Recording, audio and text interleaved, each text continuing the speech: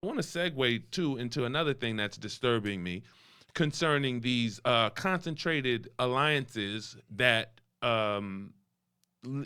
these concentrated alliances that are essentially a media propaganda machine, depending on how it's used. And what I mean is, if Rogan has the biggest podcast on earth and Donald Trump has 90 million followers on Twitter or X, Elon Musk has 200 million followers, that right there is, I mean, that's three guys that could speak to pretty much the whole United States.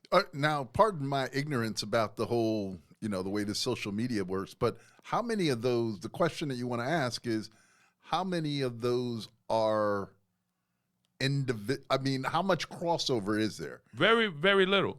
So, really? I would say very little. 200 million? If there's 200 million, how much of the 200 million that President Trump has are also followers of Joe Rogan? So they're not separate and distinct. They don't just have the same audiences.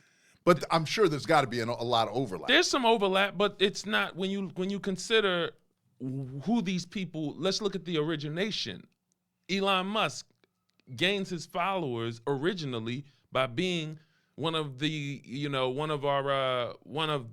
generation's foremost leaders and, brilliant minds. And, he's built things. He's built things in the tech world. That's not Donald Trump's audience, how he started it. He starts as a real estate developer, entertainer. That's how he built it. Rogan starts out, Fear Factor, and then, UFC, and, right. These people are coming from different places when they're following these guys. You throw Tucker, what's his name?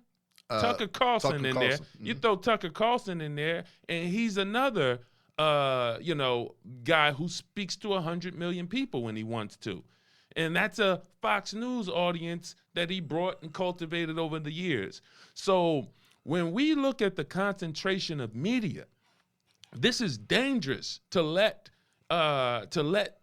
four people who agree on certain things speak to billions of people, because the world is watching. And when we consider what the new antitrust laws should look like, the new antitrust laws should not muffle speech, but definitely watch the collusion because how can someone compete when four guys can speak to 500 million people? How can a news platform compete? What's to stop them from tyranny?